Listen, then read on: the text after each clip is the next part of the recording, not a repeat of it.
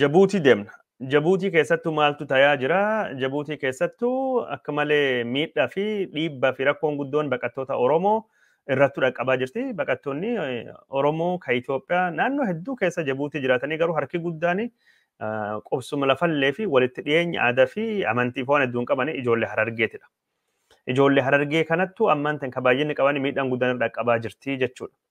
Ijoolleen Harargee kunini rakkoon ammaan tana mootummaa Jabuutii wajjin ta'e kun akkamiin dhalatte jettanii yoo gaafachuu barbaaddanii intala tokkottu kan naannoo Harargeetii Jabuutii deemte warri ishii hojjetu waliin wal dhabdee mindaan ishii hin kaffalamnee fi sunirraa kan kaate dallansuun namijjeesti. Wanni intali goote seera miti. Mindaa fi yookaan kaffaltii dhabuu fi lubbuu namaa hin balleessanii intali kun rakkoo isiin qabdi hin beennu waan yakka raawwatte yakkisiin raawwatteef isii gaafachuu danda'an hidhuu danda'an. Murtiif dhiyeessuu danda'an, adabuu danda'an.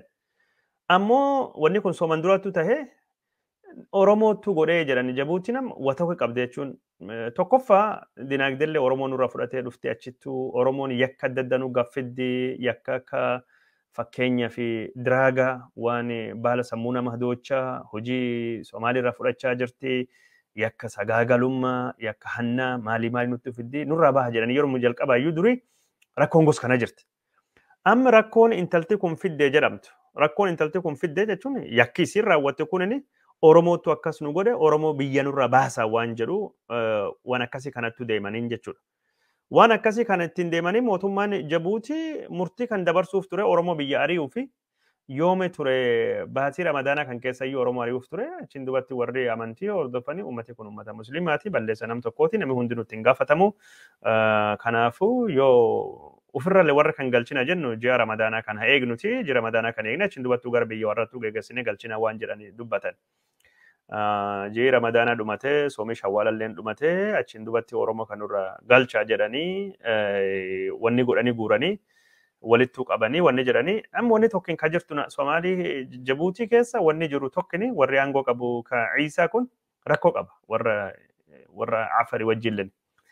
Afar wajjin rakkoo qabanii warra Oromoo kan amma sababa adda addaatiif dhufanii hojii nurraa fudhatanii maayigiraantiin kun akkuma Ameerikaatti Ispaanishiin jedhan kan dubartii nurraa fudhatanii dhufanii daldala isaantu nutti duroomaa jira biyya keenyattu isaantu hashiisha nagadaa isaan kanattu yakka adda addaa godhaa jira isaan kanattu biyya keenya keessatti waan hamaamtu laf xureessa maali jedhanii waan akkasitti himatanii waan kana jechuun poolisii isaanii gendarme kan jedhamu qofa odoo hin taane poolisii fi waraanallee itti bobbaasu miti Jabuutii keessa magaalum Jabuutii fi magaala biraallee keessatti yeroo hundaayyuu warri gosa lama gurguddootu jira gosa Afar jedhamtuu fi gosa Somaalii Ciisa jedhamtu warri kulachuu walitti bu'aa ijoolleen Somaalii ka akkam nu qeerroo jennuuni kunini ilmooyaar jedhanii warri akka malee gurmaanii ijaaramanii jiran ijoolleen kun ollaa keessa deemte Oromootumti Oromoo saamti ijoolleen kunini mootummaa qofa miti ka godhu ijoolleen kun ammoo hojii hin qabdu Jabuutiin uummata miiliyoona tokkooti gad qabdi Itoophiyaa irra galii guddaan ishiin argattu balbala galaanaa ka Itoophiyaa kana durummaa warra guddoonu jimaa Itoophiyaa irraa ka achi geessanii daldaluu isaanii harki guddaan dinnicha achi geessee ka daldaluu isaanii meeshaalee adda addaa Itoophiyaa irraa ka galchee daldaluu isaanii bishaan Itoophiyaa irraa argatti Jabuutiin galii guddaa Itoophiyaa irraa argatti waa hunda Itoophiyaa irraa argatti Jabuutiin jechuun aguma Jabuutii keessa jiraatanii yeroo isaan birattu akka malee oowwa tahee dhufanii dira dhaawwa jiraatanii dhufanii naannoo Oromiyaa keessa jiraatanii garuu namni isaanii waan akka jedhu hin jiru dhufanii akka mootii jiraatan Itoophiyaa keessatti Oromiyaa keessattuu yoo Oromoon achi dhufee jiraatan immoo saamtuudha Oromoon hattuudha sagaagalummaa nuuf fidanii yakka adda addaa nuuf gaffidanii maali waan jedhan waan gos kanatti durumaayyuu jira jechuudha. Warri olaanoo godhuuf laala jechuun akka nama Itoophiyaa irraa dhufe tuffachuu tokko keessatti Oromoon biyyallee hin qabdanii maali hin qabdanii jedhanii waan gosni tuffachuu tokkotu jira. Ijoolleen Somaalii kun amma dargaggeessi Somaalii kan waraan wajjin hojjetu Ciisaa kunini maal ta'anii warri Harargee kunini jimaa daldalata achi keessatti waan chirichaaroo qaqqabani man buna qaban man shaahii qaban man rifeensa ciraa qabani hojii humnallee hin hojjetan achitti deemanii biyyuufitti hin hojjetanii eegee amma deemtanii Harargee kan eegii Aljaziiraa fa'aa reeppoortadare haga Bosaasoo haga Mogadishuu achi gadi namni maasaa qotu namni lafa hojjetu hojii biyyuufitti balfan kan akkuma Ameerikaallee keessa gaafa Itoophiyaan achitti hojiin hojjenne hojii hoteelii qulqulleessuu man qulqulleessuu mata ciruu makiina oofuu harmatti hin hojjette Jabuutiin Harargeen haga biyyi jirtu hin hojjettu Somaalii eegii baatu hojii kan cufa hojjette maallaqa qabdi. So amma ijoolleen xixiqqoon ollaa irra dedeemtu kun maal gooti man keessa nama ariite maallaqa saamti. Maaliif maallaqa saamti? Harargeen hedduun kaachi jira seera alaan Jabuuti jiratu waraqaa hin qabdu. Waraqaa hin qabdu jechuun maali? Baankii banachuu hin dandeettu. Waraqaa hin qabdu jechuun karaa seera qabeessa horii horachuu hin dandeettu. Namni maallaqa fide sanduuqa keessattuu kuufata, boraatii jalattuu godhata, firaashii jalattuu godhata, dhufanii man keessa maallaqa saamanii, jimaa saamanii, dhufanii akkuma biizinesii kan cufanii waa hedduu godhanii ijoolleen kun ammallee namallee tumti. Akka dhageenyatti ol irra deemte namni tokko lubbuu dhabee du'ee jira. Nama hedduu dhufanii guyyuma tokko keessattuu namni jimaa daldalu jimaa waan badu yoo dhufan irraa qabanii biizinesii isaa namni nyaata. Man nyaata fa'a qabdee Oromoon wanni hedduun akkasitti badaa jirti akkas saamaa jiranii.